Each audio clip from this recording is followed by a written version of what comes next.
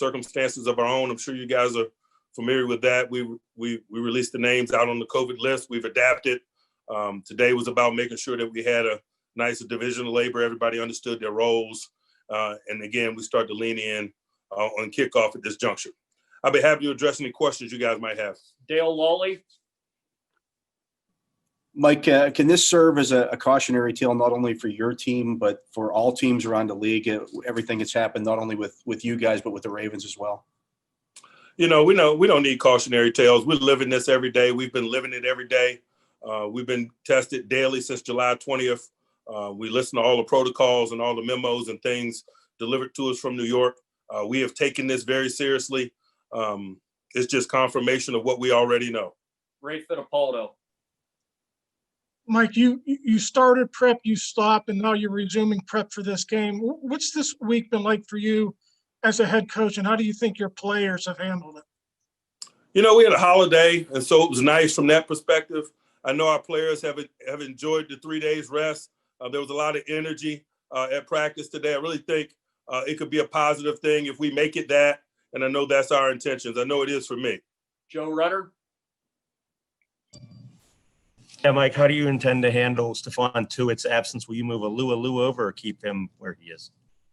We're going to utilize all the players at our disposal.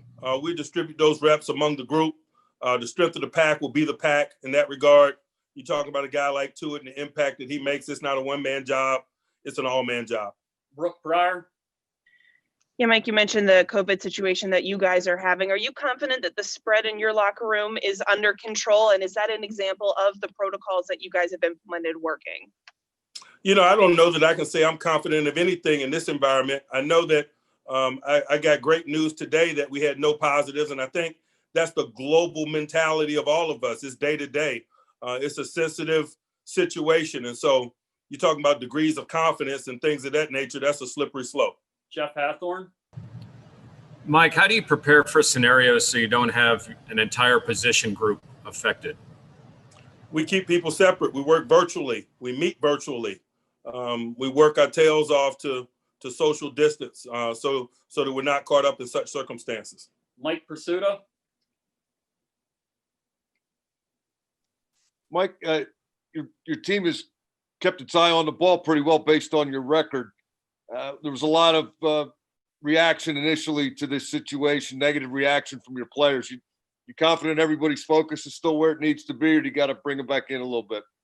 I'm 100% confident of that. This group was leaning in on a short week, man, having an opportunity to be a part of a Thanksgiving primetime game. Everybody grew up on football on Thanksgiving, man. They were excited about being a part of that. I think it's a natural response to be disappointed to lose that opportunity. But that's over, and we're getting focused on Tuesday night. Some of our MAC guys are completely comfortable with playing on Tuesday night. So we're excited about it. Jenna Harmer. Mike, what's been your message to the team throughout all of these changes this week, and how have you seen the guys respond? Obviously, you just touched on there was probably a little bit of frustration, but how have you kind of seen them react to all of this? We're just taking it day by day. And like I'd imagine everyone is, we had a great day today. Had an opportunity to come and get our work in and have a normal Friday. And now we're pushing into our weekend itinerary, if you will. And so that's our mentality. Mark Caboli. And Mike, either one of your running backs who are healthy really haven't had a lot of carries in a game. Does that have to come into a play when you're dividing up the reps?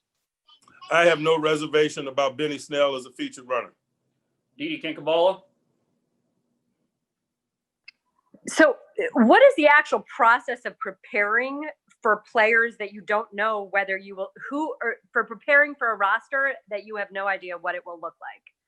Every day we're preparing for the schematics, meaning the structure of which they operate, the plays that they run, the personality that they have. I'm sure as they infuse players in, those things will be unchanging.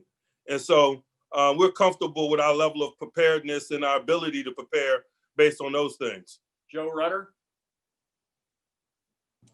And Mike, you have contingencies in most position groups, but a kicker, you only have one. What do you do in the event something strikes up there? When you work on a short week, you work someone out. You have somebody in the protocol, so if called upon, you can call on them, like we did in preparation for this week when we thought it was going to be a Thursday game. Brooke Pryor, Mike, kind of along those lines, a situation like one that happens with the Broncos where all of their quarterbacks are ineligible because of the COVID contact tracing. Have you given any thought to having a quarterback, an emergency quarterback in a bubble or anything else like that down the road? No, because we exercise all the necessary precautions in terms of the protection of the quarterbacks that we have. Didi Kinkabala, Going a little bit more globally here, you have been very honest from the very beginning that this is a one fail, all fail environment. As we are seeing what is happening across the league, how do you feel about the discipline, about the standards that are being set by the league, and would you like things to tighten up a little bit? I am so concerned with our issues and what's going on with us. There are people in place to answer those questions and have that agenda that you mentioned. I'm just working hard to make sure this group upholds its end of the bargain. Will Graves, Mike, have you, in addition